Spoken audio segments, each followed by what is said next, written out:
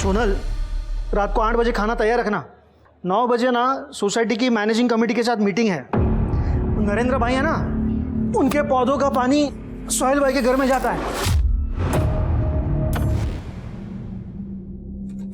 शांतनु, अरे आ गई तुम? आओ ना, अंदर आओ। वो दरवाजा बंद कर देना।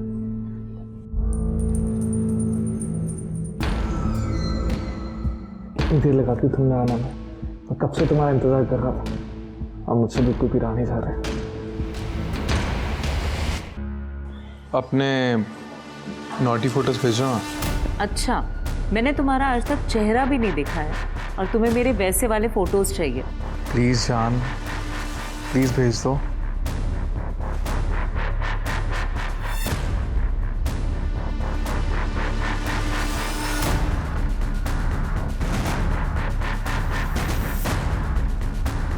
कैसे लगे फोटोज? अब तो मुझे तुम्हें देख लेने दो ना। मैं भी तुमसे मिलने के लिए बहुत बेसब्र हूँ। मिलना चाहोगी?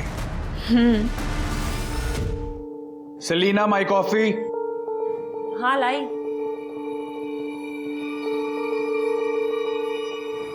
टिफिन रेडी है?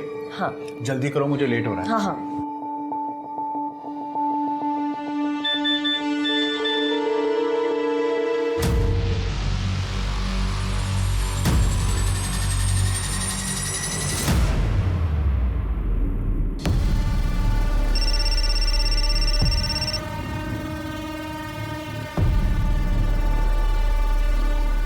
इस मैसेज का क्या मतलब है?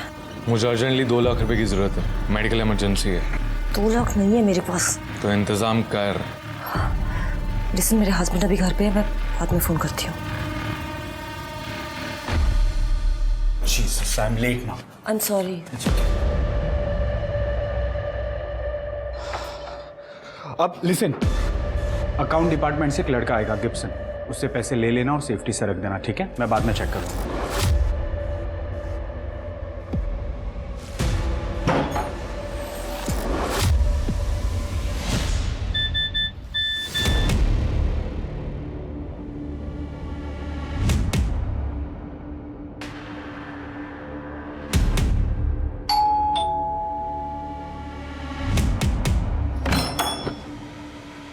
Good afternoon madam. मैम ये बैग पीटर सर को दे दीजिएगा। Okay. Thank you ma'am.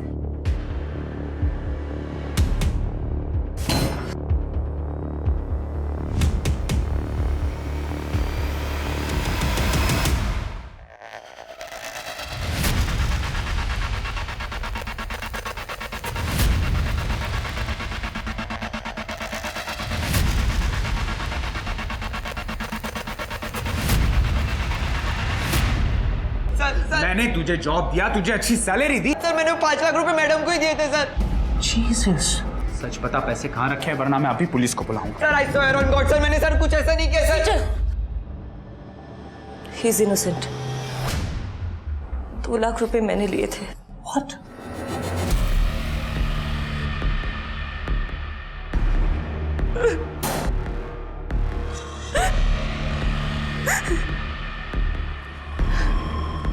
Peter, someone is blackmailing me. What?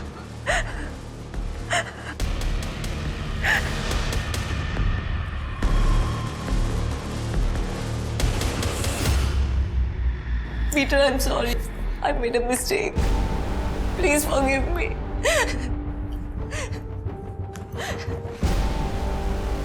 I beg you, Peter.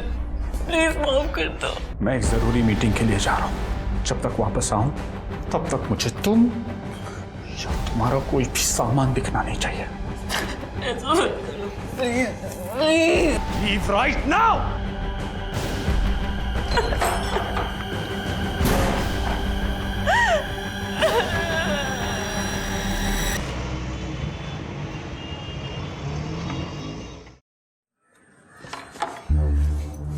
दरवाजा लॉक नहीं है, मतलब कमीनी औरत घर पे ही है।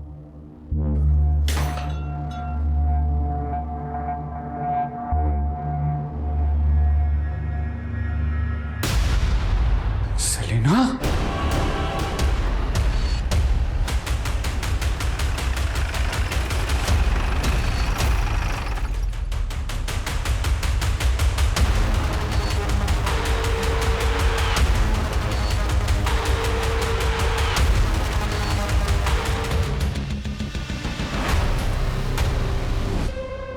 तृप्ति, बॉडी नीचे उतारो और पोस्टमार्टम के लिए भेज दो। मिस्टर पीटर आइए। ये रहा उसका नंबर।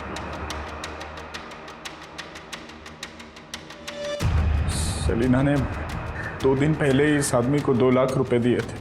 वो आदमी सेलिना को ब्लैकमेल कर रहा था। सेलिना ने बताया कि वो इस आदमी को सोशल मीडिया साइट पे मिली थी। ठीक है, ये नंबर की सारी इन्फॉर्मेशन निकालो और सोशल मीडिया साइट से उस आदमी का आईपी एड्रेस निकालो। हो सकता है सेलिना की तरह और भी कोई विक्टिम हो।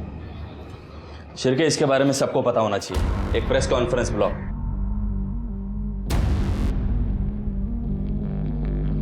इस सुसाइड के पीछे जिसका हाथ है उस आदमी का पता चल गया है। ये सोशल मीडिया के थ्रू औरतों को फंसाता है और उन्हें ब्लैकमेल करता है। तो मैं आपसे रिक्वेस्ट करता हूं कि और भी अगर सेलिना की तरह कोई पीड़िता हो तो प्लीज सामने आए, घबराए नहीं, हमारी मदद करे उस आदमी को पकड़ने। सर, जो नंबर हमें सेलिना के फोन से मिला था वो फेक आईडी से खरीदा गया था, और जो फाइल उसे ट्रांसफर की गई है उस कंप्यूटर का आईपी एड्रेस भी न्यू पनवेल का है। हालांकि मैंने वहां की पुलिस को इन्फॉर्मेशन दे दी है। Very good Shirke. सर, ये रूही शेख है। सर, इनका कहना है कि इनके साथ भी सेम धोखाधड़ी हुई है। पूरी बात डिटेल में बताइए। सर, मेरे शौहर काम के सिलसिले में दिन भर घर से बाहर आ करते थे और मैं अपने खाली समय में सोशल मीडिया यूज़ करती थी सर, सिर्फ टाइम पास करने के लिए। एक दिन एक सोशल साइट पर मेरी दोस्ती एक शांतनु नाम के लड़के से हो गई। सर, हम दोनों बहुत अच्छे दोस्त बन गए थे, काफ़ी देर तक चैटिंग भी करते थे। एक दिन हम दोनों मिले और फिर एक के बाद एक चीजें आगे बढ़ती चली गई। फिर उसने आपको आपत्तिजनक फोटोज और वीडियो दिखाए और आपको ब्लैकमेल करना शुरू किया। सही कहा मैंने? सर, मैं पहले उसे 1 लाख रुपए दे चुकी हूँ, अब वो 1 लाख रुपए की और मांग कर रहा है। सर, मैं इतने पैसे कहाँ से लाऊंगी? मुझे बहुत डर लगता है। देखिए, आप घबराइए मत। आप एक फॉर्मल कंप्लेन लॉन्च करा दीजिए, हम कार्रवाई करेंगे। अगर मेरे शौहर को पता चल गया तो मेरी जिंदगी बर्बाद हो जाएगी सर। मेरी रूही जी, देखिए, जब तक आप एक फॉर्मल कंप्लेन लॉन्च नहीं करेंगी तब तक हम आपकी कोई मदद नहीं कर पाएंगे। आप ये सब अपने शौहर को बता क्यों नहीं देती? मुझे पूरा यकीन है वो आपकी मदद करेंगे कंप्लेन करने में। मेरे शौहर मुझे तलाक दे रहे हैं और ये सब आप लोगों की वजह से हुआ है। पूरे मोहल्ले के सामने उन्होंने मेरा तमाशा बना दिया। आप लोगों की वजह से अब मेरे सर पर छत भी नहीं है। मैं क्या करूं, कहाँ जाऊं, बोलिए क्या करूं? गलती हर इंसान से होती है। तुम्हारी बीवी से भी गलती हुई, उसे उस बात का पछतावा है। देखो, तुम उसके शौहर हो, उसे माफ करो। रूही के अनुसार उसने इसके पहले कभी भी तुम्हें शिकायत का मौका नहीं दिया। हो गया आपका बोल के। अब मुझे एक बात बताना, अगर आपकी बीवी किसी पराये मर्द के साथ सोकर आती तो क्या आप उसे वापस अपनी जिंदगी में लेते? वो फोटोज और वीडियोस देखने के बाद उसे पहले की तरह वापस अपनाते? क्या हो गया, बोलती बंद होगी तुम्हारी? देखिए, आप ऐसे बात नहीं कर सकते।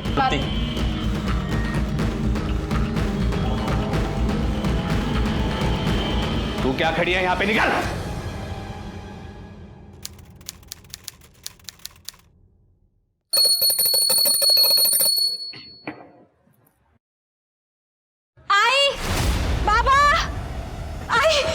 बाबा, अरे क्या हुआ? आई वो बाहर। क्या हुआ बताओ तो सही। आई बच्चा।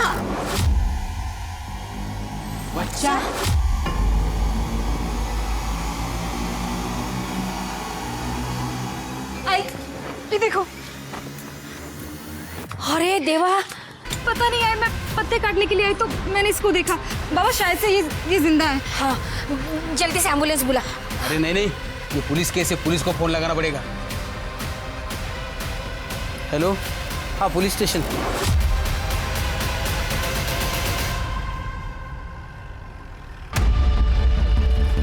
बच्चा कहाँ है?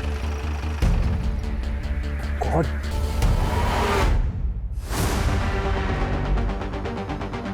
आप में से बच्चे को सबसे पहले किसने देखा? मैंने सर। आपका नाम? राधा बोरकर। बताइए। सर, मैं पत्ते काट रही थी तो मेरी नज़र वहाँ पे गई। ये बच्चा किसका हो सकता है, कोई आइडिया? नहीं सर।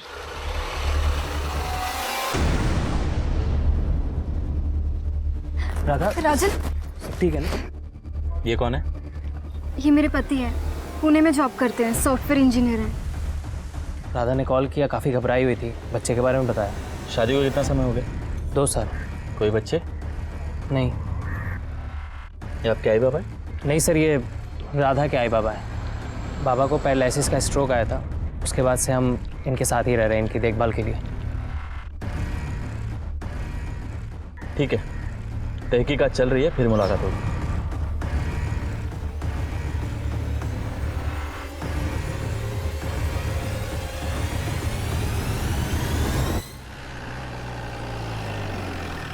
सर, हमें जो बच्चा मिला है वो प्रीमेच्योर बॉर्न हुआ है।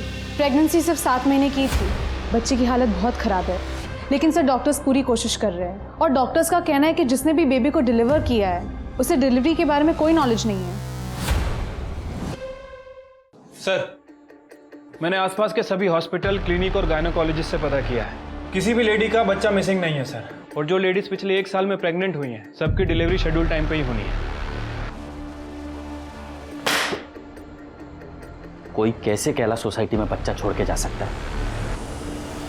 ये तभी पॉसिबल है जब कोई लड़की अपनी प्रेगनेंसी अपने परिवार से छुपा रही हो और बच्चा छोड़ गई, या फिर कोई ऐसा जो पूरे सोसाइटी से वाकिफ है और उसे पता है कि यहाँ ज़्यादा चहल पहल नहीं होती, वही बच्चा छोड़ सकता है। पर कौन है? सीसीटीवी फुटेज का क्या हुआ? सर, हमारी टीम फुटेज चेक कर रही है। मेरे तो रोंगटे खड़े हो गए थे। मैंने तो तुरंत भागकर आई बाबा को बुला लिया, फिर बाबा ने पुलिस को कॉल किया। वो तो अच्छा हुआ सही समय पर राधा ने बच्चे को देख लिया, वरना थोड़ी भी देर होती ना तो बच्चा शायद बचता भी नहीं। बहुत बढ़िया राधा, तुमने तो कमाल कर दिया। अच्छा काम करना मेरे लिए कोई बड़ी बात नहीं है। राधा, लास्ट टाइम जब तुम आई थी तब से काफ़ी पतली लग रही हो। वैसे भी मैं अपने डाइट का बहुत ख्याल रखती हूँ। जंक फूड तो मैं बिल्कुल नहीं खाती और चाय भी नहीं पीती मैं। राधा, तुम भी पूर्वी को कुछ टिप्स दे दो ना। देखो कैसे वजन दिन ब दिन बढ़ते जा रहा है उसका। मतलब मैं मोटी होती जा रही हूँ? ओके भाव, चलते हैं। हाँ ओके भाई। नहीं ये तेरा असाधुन मधु क्या था ये? कहाँ क्या? अरे वो तो मैं मजाक कर रहा था। अच्छा, उसके सामने मेरा मजाक उड़ाना पसंद है ना तुम्हें? सर, सोशल मीडिया केस में जिस शांतनु को हम ढूंढ रहे हैं, उसने अपने घर के रेंट एग्रीमेंट में एक फ़ोटो का इस्तेमाल किया था और यही फ़ोटो उसने 2 साल पहले भी यूज़ किया। ये देखिए, और अब ये फ़ोटो हमें रूही के पास मिल रहा है। हो सकता है ये फोटो असली हो और नाम नकली हो।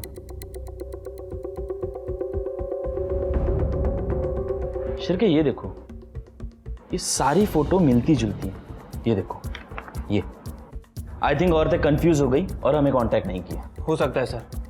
वैसे इस बारे में मैंने मकान के मालिकों से भी बात की है। उन्हें जो डिटेल्स दी गई हैं वो सारी की सारी नकली हैं। उन्हें इस बारे में कुछ नहीं पता। लेकिन एक इंटरेस्टिंग बात है सर, ये शांतनु हर एक स्कैम के बाद अपना लैपटॉप चेंज कर देता है। पिछले 2 साल में इसने 15 से 20 लैपटॉप खरीदे हैं और वो भी अलग अलग डीलर से। इंटरेस्टिंग। ये आदमी काफी चालाक है। मतलब ये आदमी हर स्कैम के बाद अपना लैपटॉप बदलता है और साथ ही साथ इंटरनेट प्रोवाइडर भी, ताकि इसका आईपी एड्रेस ट्रैक ना हो सके। Very good Shirke, very good. मुझे इसके बारे में सारी इंफॉर्मेशन चाहिए। Right sir. सर, हमने कैलाश सोसाइटी की सभी सीसीटीवी फुटेजेस चेक की, कल की और 2 दिन पहले की। लेकिन सर, सीसीटीवी फुटेज में वहाँ के लोकल निवासी, कर्मचारी और डिलीवरी बॉयज़ के अलावा कोई नया नज़र नहीं आया। मतलब सोसाइटी में बाहर से कोई भी बच्चा डंप करने नहीं आया? नो सर, ऐसा लग तो नहीं रहा है। ये कैलाश सोसाइटी में कितने बंगलो होंगे? लगभग 15 से 20। और 18 से 40 की एज में कितनी औरतें? सर, शायद 25 से 30 औरतें होंगी। सबके डीएनए सैंपल लो और वो बच्चे से मैच करो। देखते हैं बच्चे का डीएनए सैंपल सोसाइटी में से किसके साथ मैच होता है। सर,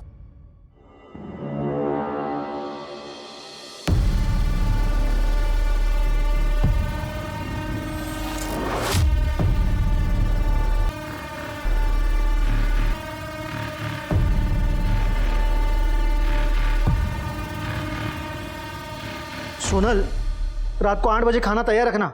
9 बजे ना सोसाइटी की मैनेजिंग कमेटी के साथ मीटिंग है। नरेंद्र भाई है ना, उनके पौधों का पानी सोहेल भाई के घर में जाता है।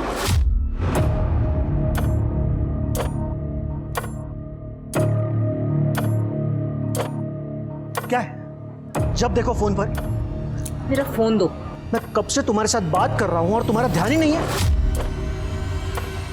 अगर मैंने ना भी सुना हो ना तो भी मुझे पता है कि तुमने क्या कहा होगा, क्योंकि रोज दिन तुम वही बातें तो करते हो। तुम्हारे ऑफिस का काम, तुम्हारे सोसाइटी के मसले, सब कुछ तुम्हारे बारे में ही तो होता है। मेरे बारे में कब कौन सी बात करते हो? तुम्हें एक्चुअली शादी ना तुम्हारे धंधे से करनी चाहिए थी। सुबह निकल जाते हो, रात में घर आते हो, मुझसे तो बात करने तक का टाइम नहीं है तुम्हारे पास। इसलिए सॉरी टू से, लेकिन ये जो फोन है ना, इसे चाहे मेरा दोस्त कह लो या मेरी सहेली, और शायद मेरा पति भी। बस हाँ, बहुत हुआ वे। इसके बारे में रात में बात करेंगे। मारो मुखवास नो डब्बो क्या छे? क्यारनो शोधू छू।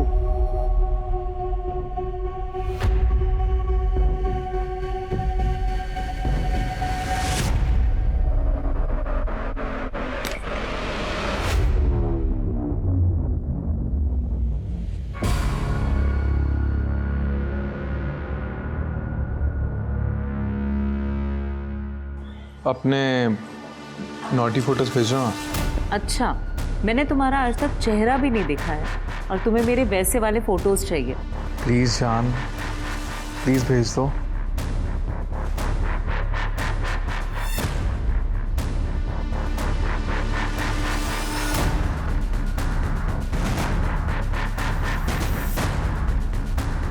कैसे लगे फोटोज? अब तो मुझे तुम्हें देख लेने दो ना। मैं भी तुमसे मिलने के लिए बहुत बेसब्र हूँ। मिलना चाहोगी? सर, मैंने कैलाश सोसाइटी की 18 से 40 साल की उम्र की 23 औरतों की डीएनए रिपोर्ट चेक की है। उसमें से एक औरत ऐसी है जिसका डीएनए बच्चे के डीएनए से मैच कर रहा है। ये टेस्ट रिजल्ट ये गलत नहीं है और इसमें कोई शक नहीं है कि बच्चा आपका है। सर, आप लोग ये कैसी बातें कर रहे हैं? वो बच्चा तो मुझे मिला था। ये तो आप कह रही हैं, इस बात की कोई गवाही दे सकता है? एक मिनट साहब, बेबुनियाद के इल्जाम लगा रहे हैं आप मेरी बेटी पर। जब ये पेट से थी ही नहीं तो ये बच्चा इसका कैसा हो सकता है? ये तो अभी तक पता नहीं। ये भी हो सकता है कि आप इसके लिए झूठ बोल रहे हो। मैं क्यों झूठ बोलूं? अरे हम तो खुद अपनी नातिया और नातू को देखने के लिए तरस रहे हैं। हम तो खुले दिल से उसका स्वागत करते। फेंकून कशाला देऊ? हे बघा सर, हे बघा, ये मेरी बेटी के फोटो है। ये 4 महीने पहले का फोटो, ये 2 महीने पहले का फोटो, और ये 1 महीने पहले का फोटो है सर। ये आपको प्रेग्नेंट दिख रही है क्या? अगर वो 7-8 महीने की प्रेग्नेंट होती तो उसका पेट नहीं दिखाई देता क्या सर? राजन, तुम्हें क्या लगता है? लगना क्या है सर, राधा मेरी बीवी है। आप ही सोचिए, अगर वो प्रेग्नेंट होती तो क्या मुझे पता नहीं चलता? ठीक, शिरके डीएनए टेस्ट के लिए इनका सैंपल ले लो। नहीं, मैं डीएनए टेस्ट नहीं कराऊंगा। क्यों? काफ़ी समय से मेरे और राधा के बीच शारीरिक संबंध नहीं हुआ है। काम के सिलसिले में मैं पुणे रहता था, कभी आता भी था तो राधा मना कर देती थी। कभी उसके पीरियड्स चल रहे होते थे, या कभी बॉडी पेन हो रहा होता था, या थकी हुई होती थी। इसलिए करीबन 1 साल से हमारे बीच कुछ भी नहीं हुआ। तो डीएनए टेस्ट के लिए क्या तकलीफ हो रही है? डीएनए टेस्ट तो मैं नहीं कराऊंगा, और इतना कानून तो मैं भी जानता हूँ कि बिना कोर्ट के ऑर्डर्स के आप मुझे फोर्स नहीं कर सकते।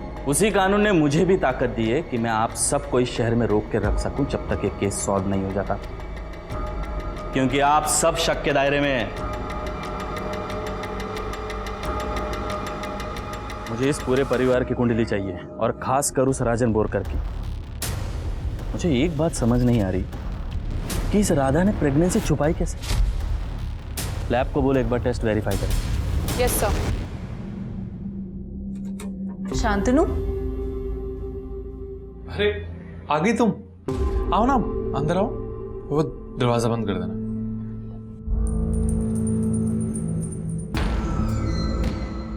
इतनी देर लगा दी तुमने आना में। मैं कब से तुम्हारा इंतजार कर रहा था। अब मुझसे बिल्कुल भी नहीं जा रहे।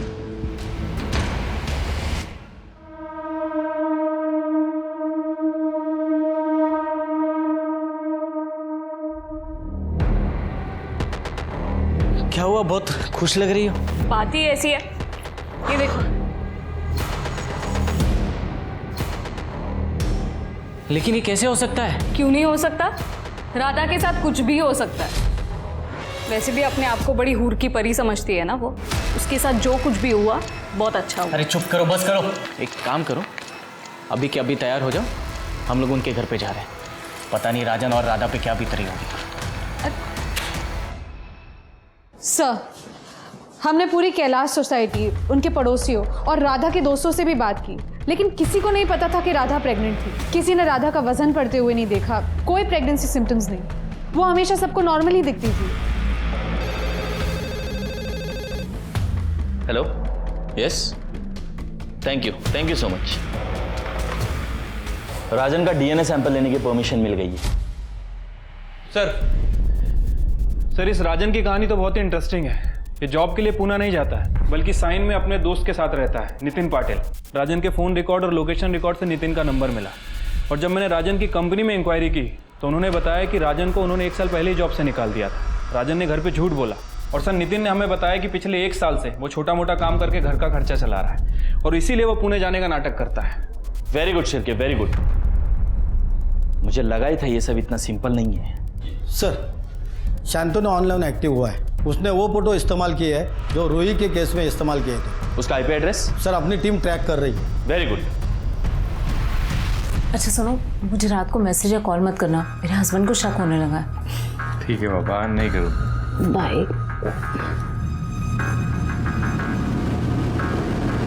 ठीक आहे, ती फाईल तयार करा, मी बघतो नंतर। सर, हॉस्पिटल से फ़ोन आया था, वो बच्चा he's no more। कोई इतना बेरहम कैसे हो सकता है? एक नवजात बच्चे को मरने के लिए छोड़ दिया। सर, राजन का डीएनए बच्चे के डीएनए से मैच होता है। वो बच्चा राजन और राधा का ही था। अब ये मर्डर केस है। राधा बोरकर, तुमने तुम्हारे बच्चे को लावारिस छोड़ा, जिसकी वजह से उसकी मौत हो गई। क्या? बच्चा मर गया? जी हाँ, राजन के डीएनए टेस्ट से ये प्रूव हो चुका है कि ये बच्चा इन दोनों का ही है। राधा, हमारे साथ चलो। तृप्ति। एक मिनट सर, आप लोग हमें बिना बात के फंसा रहे हैं। किसी दूसरे का पाप आप हमारे सर पे डाल रहे हैं। अरे गलती हो गई मेरी बीवी से, जो उस दिन उस बच्चे के बारे में आपको इन्फॉर्म कर दिया। इससे तो बेहतर होता किसी कूड़ेदान में फेंक देती। ए शाण्या, सायन को पूना बताने वाले, शांत रहा जरा। सर, आपका क्या मतलब है सर? ये अपने भाई से पूछो कि ये अपना पूरा हफ्ता कहाँ बिताता है। जहां तक मैं जानता हूं ये पूना तो नहीं जाता। क्यों? राजन? अरे राजन काय म्हणतायत ते? हाउ जॉब छूट गई थी मेरी। सायन में मैं अपने दोस्त नितिन के साथ ही रहता था, वहीं छोटा मोटा काम करता था। बहुत टाइम से जॉब ढूंढ रहा हूँ, अभी तक मिली नहीं है। क्या बोलता आप सबको? आई एम सॉरी, आपके परिवार को ये सब इस तरह बताना पड़ा। देखिए, पुलिस अपना काम पूरी ईमानदारी से करती है, और डीएनए टेस्ट से ये पता चल चुका है कि बच्चे के बाप तुम ही हो। तुम ही हो। तो अभी ठंडे दिमाग से सोचो कि राधा के साथ तुमने आखिरी बार संबंध कब बनाए। सर, मैंने आपको पहले ही बताया, 1 साल पहले, शायद 8-9 महीने पहले। मतलब 8 महीने? राधा, क्या वो बच्चा हमारा था?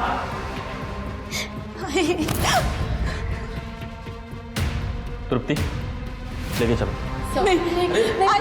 आपको कुछ गलत फहमी हुई है? साहब, रानी ने कुछ नहीं किया। सुनो तो।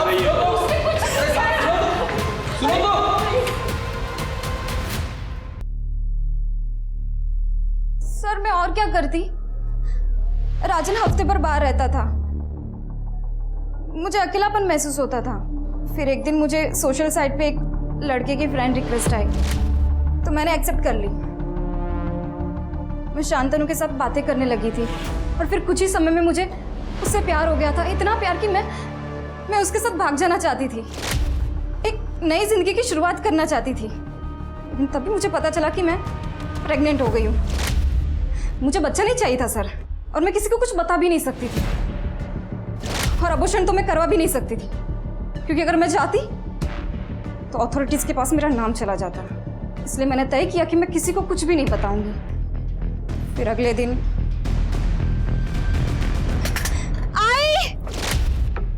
सर एक मिनट, एक गुमनाम फोन आया था। वो आदमी बोल रहा है कि वो राजन का दोस्त है और राजन को राधा के अफेयर के बारे में पता था। इस बात को लेकर दोनों में झगड़ा होता था। तो राजन लगी नहीं सर। हाँ सर, एक दिन मुझे एक अननोन नंबर से कॉल आया था। उसने कहा मेरी वाइफ किसी मॉल में एक आदमी से मिलने वाली। तुम्हारा दिमाग खराब है राजन। मेरा अफेयर? राजन सिर्फ तुमसे प्यार करती हूँ। अच्छा, अगर ऐसा है तो तू आज रात मॉल में किससे मिलने जा रही है? किसी से नहीं, मैं सच बोल रही हूँ। बेटा देखो बेटा, शायद तुम्हारे साथ किसी ने मजाक किया है। राधा ऐसा नहीं कर सकती बेटा। तो क्या राधा उस दिन मॉल गई थी? नहीं सर, उसके बाद कभी हमने इस बारे में बात भी नहीं की। मैं राधा से बहुत प्यार करता हूँ उसे। मैं कभी सपने में भी नहीं सोच सकता कि वो अपनी प्रेगनेंसी के बारे में मुझसे छुपाएगी, बल्कि उसे ऐसे ही छोड़ देगी, एक ऐसे इंसान के बारे में सोचते हुए जिसे कभी उसने देखा भी नहीं था। इन सब चक्करों के चक्कर में मैंने अपना बच्चा खो दिया। शेर के इतना सब सुनने के बाद ताज़ी हवा की सख्त ज़रूरत थी। हाँ सर, वैसे जब हम राजन को इंटरोगेट कर रहे थे तब सर राधा के फ़ोन की रिपोर्ट आई थी। राधा के फ़ोन में ना तो कोई अश्लील वीडियो है, ना ही कोई अश्लील फ़ोटो, जैसा कि सेलिना के फ़ोन में मिला था, और ना ही कोई ऐसा वीडियो डिलीट किया गया। मतलब राधा को कोई ब्लैकमेल नहीं कर रहा था? लेकिन ये शांतनु तो पहले दोस्ती करता है, फिर प्यार मोहब्बत का नाटक करके ब्लैकमेल करके पैसे लेके भाग जाता है।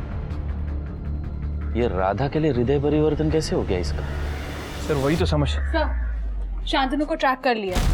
उसके आईपी एड्रेस के मुताबिक उसने एमजी रोड पर अभी एक फ्लैट किराए पे लिया है और सर इस वक्त वो दौलत नगर की रहने वाली सोनल कपाड़िया को अपने जाल में फंसा रहा है। Very good. अब 2 टीम बनाओ और दोनों जगहों को सर्विलेंस पे रखो। शांतनु को आज रंगे हाथ पकड़ते हैं। Right sir. सुनो, मुझे 2 लाख रुपए की बहुत ज़रूरत है। कुछ मेडिकल इमरजेंसी है, प्लीज़ पैसे अरेंज करवा दो। मेरे पास 2 लाख रुपए नहीं है, लेकिन हुआ क्या है? वो सब मैं तुम्हें मिलकर बताऊंगा। आप ही प्लीज़, मुझे पैसों की ज़रूरत है। देखो, तुम्हारे अलावा मेरा कोई और है भी नहीं है। तुम बिल्कुल भी टेंशन मत लेना, मैं तुम्हें जल्द से जल्द पैसे वापस कर दूंगा। लेकिन शांतनु, अगर मेरे पास होते तो तुम्हें मैं मना क्यों करती? मेरे पास नहीं है। सोनल, अभी फोन रखती हूँ। सोनल क्या कर रही हो? अरे बराड़ा पाड़ी रो चुके यार। बाथरूम में से चिल्ला रहा हूं मैं कब से, टॉवेल भूल गया था। मैंने संभळायो नहीं, वो फोन फिर से फोन ककड़ाहट।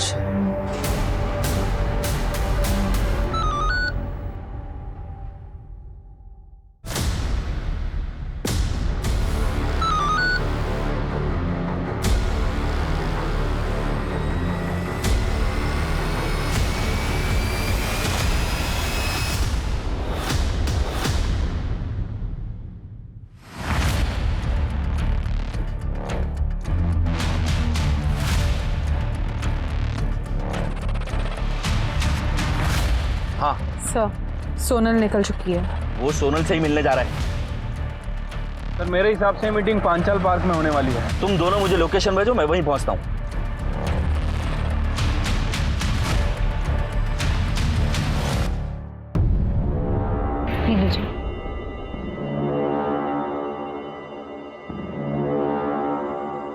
तुम ये ठीक नहीं कर रहे हो शांतनु।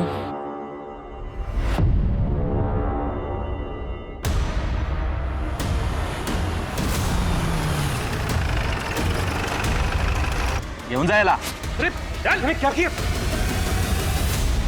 सब मेरे हस्बैंड का बात। देखिए, आप घबराइए मत। इसने क्या क्या किया हम सब जानते हैं। आप थाने में आकर एक फॉर्मल कंप्लेन कर देना। आपका नाम बाहर नहीं आएगा। सलीना सुसाइड केस में बहुत बड़ा डेवलपमेंट हुआ है। आज पुलिस ने शांतनु को रंगे हाथों गिरफ्तार किया है, जब वो किसी और औरत को ब्लैकमेलिंग का शिकार बना रहा था। बने रहिए हमारे साथ, इस केस से जुड़ी सभी डेवलपमेंट सबसे पहले आप तक पहुंचाएंगे।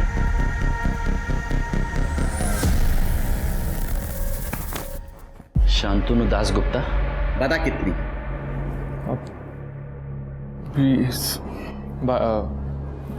20-25 के आसपास।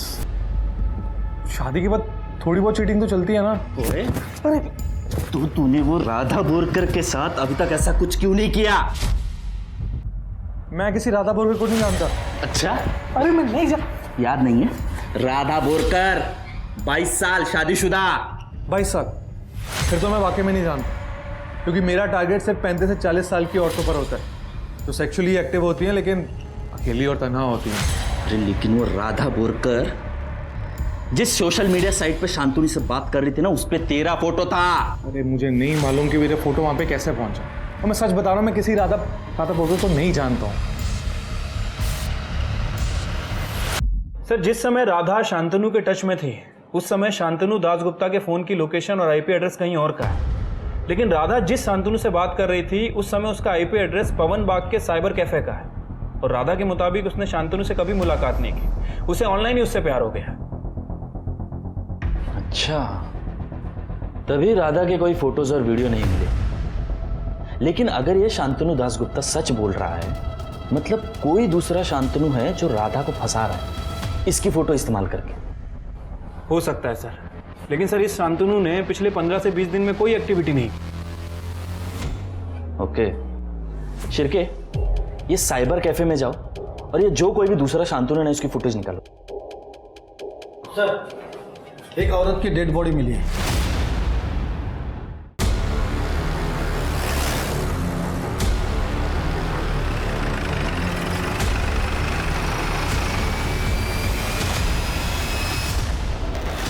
ये तो पूर्वी बोरकर है, राजन की भाभी।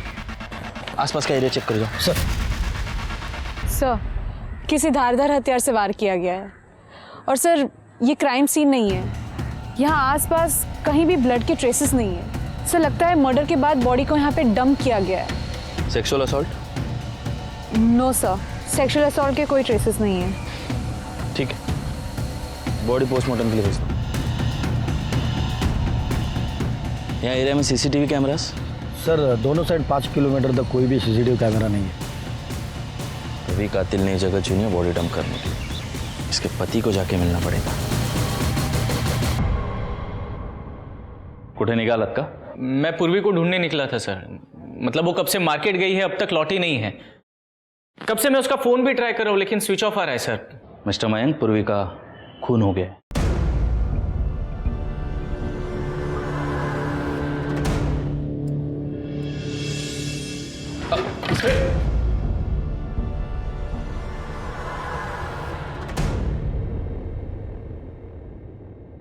मिस्टर मयंक, सांभाळा स्वतःला। पूर्वी की डेड बॉडी हमें जंगल में मिली। उसको कोई क्यों मारेगा सर? पूर्वी की किसी से दुश्मनी, झगड़ा वगैरह? पूर्वी के डेड बॉडी के पास हमें उसका पर्स, मोबाइल कुछ नहीं मिला। क्या वो यहाँ हो सकता है? नहीं सर, वो अपने साथ लेकर गई थी, इसलिए तो मैं उसको फोन ट्राई कर रहा था सर। हमें फिर भी एक बार घर की तलाशी लेनी होगी। चेक करा। तुप्ती, साइबर टीम को बुलाओ और पूर्वी का सोशल मीडिया अकाउंट चेक करवाओ। Yes sir.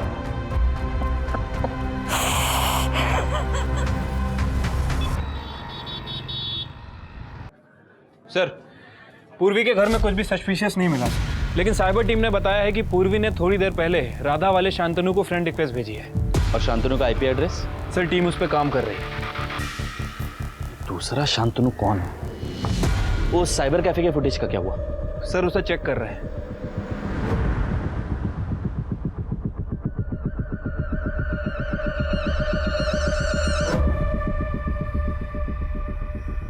कुछ मिला? नहीं सर, अभी तक तो नहीं। ये दिखाओ। एक ये गोल्फ कैप वाला आदमी, ये पहले भी दिखा था ना? ओके। ये जूम करो।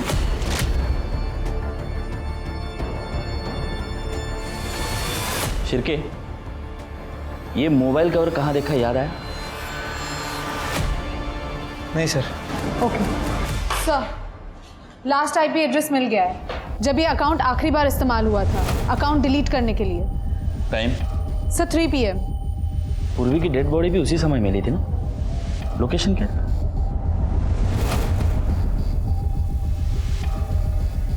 ये लोकेशन मैंने जहां ये मोबाइल कवर देखा है उस लोकेशन से मैच होती है।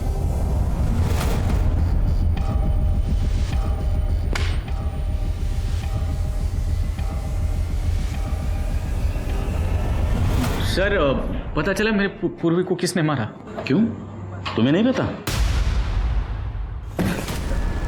अरे सर ये क्या बदतमीजी है। मैंने तो सिर्फ आपसे इतना पूछा कि पूर्वी को किसने मारा। पूर्वी को उसने मारा जिसके मोबाइल का कवर ये है।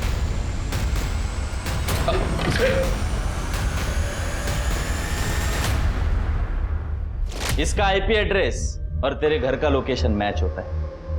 इस मोबाइल की आखिरी लोकेशन जंगल की है जहां पूर्वी की डेड बॉडी डंप की गई।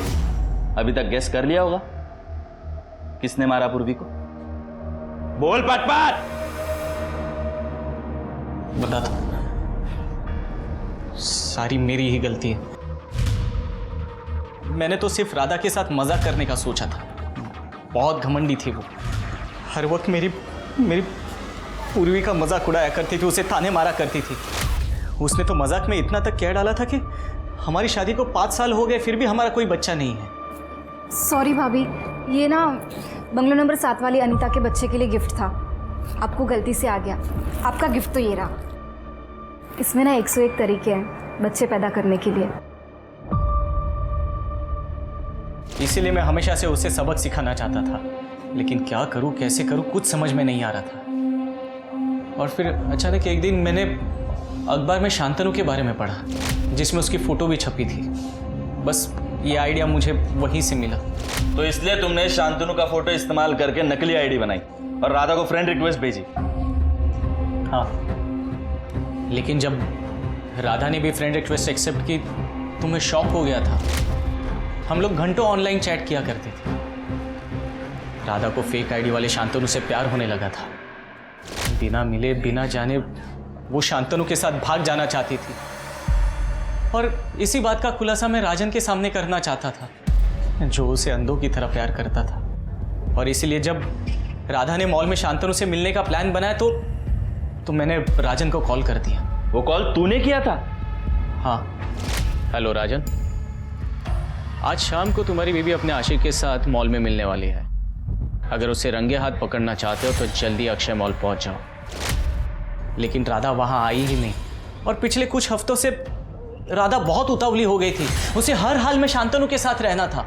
इसलिए जब राधा ने मुझे बताया कि वो प्रेग्नेंट है तो मैं शॉक हो गया था, क्योंकि इसके बारे में हमारे फैमिली में से किसी को कुछ नहीं पता था। राधा ने तो यहां तक कह डाला था कि वो बच्चे को अबॉर्ट करेगी और मेरे साथ भाग जाएगी। खोटा बोलो नको। राधा ने बताया था कि उसने मतलब तुझे कुछ नहीं बताया? अहो सर, सांगितलं होतं, बताया था उसने मुझे तो यही बात समझ में नहीं आई कि वो प्रेग्नेंट कब हुई, क्योंकि हम तो उससे रेगुलरली मिला करते थे। वो एकदम नॉर्मल दिखती थी। मैंने सोचा कुछ वक्त इंतजार करूंगा और फिर पूरी दुनिया के सामने उसको एक्सपोज करूंगा, लेकिन उसके पहले ही उसकी प्रीमैच्योर डिलीवरी हो गई और सारा सच सबके सामने आ गया। राधा को तो पता भी नहीं था कि वो जो फेक आईडी थी शांतनु की, उसके पीछे मैं हूं। मैंने हर सावधानी बरती थी, लेकिन पता आज। मयंक सुनो ना, मुझे तिवारी सर का नंबर चाहिए था, इनवाइट करना है उन्हें। मयंक,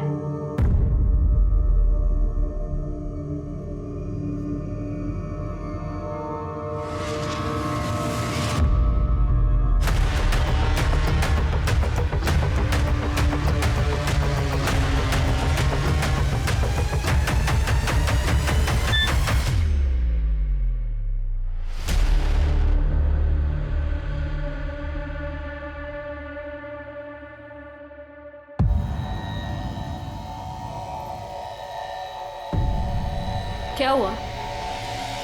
मैंने ही भेजी है रिक्वेस्ट। तुम ही शांतनु हो ना? राधा के साथ तुम ही चैट कर रहे थे। अरे नहीं पूर्वी, अफेयर चल रहा है ना तुम्हारा राधा के साथ? अरे नहीं, मैंने कैसे नजरअंदाज कर दिया? इसलिए तो तुम हमेशा उसकी तरफदारी करते रहते थे। अरे नहीं, मैं तो बस वो मजाक के तौर पे। मैं पुलिस के पास जा रही हूँ, सब कुछ बता दूंगी उन्हें। अरे पूर्वी देखो, तुम ऐसे कुछ भी नहीं करने वाली हो। उसे बच्चा अबॉर्ट करने के लिए तुमने कहा था, मतलब वो बच्चा भी तुम्हारा है ना, इसलिए तो उसका डीएनए। मैं बता दूंगी पुलिस को सब अरे कुछ। नहीं, अभी पूरी सुनो सुन, अरे ऐसी कोई बात नहीं, सुनो बैठो यहाँ पर, मैं तुमको सब बता। बैठो, मेरी जिंदगी बात- बर्बाद कर दी है अरे तुमने मैंने मेरी। कुछ बर्बाद नहीं कुछ किया है। सुनना है मुझे। क्या फायदा हुआ रे ये सब करके? तूने तेरी जिंदगी तो बर्बाद कर ही दी और साथ ही साथ राधा और राजन की भी कर दी। अब पूरी जिंदगी जेल में सड़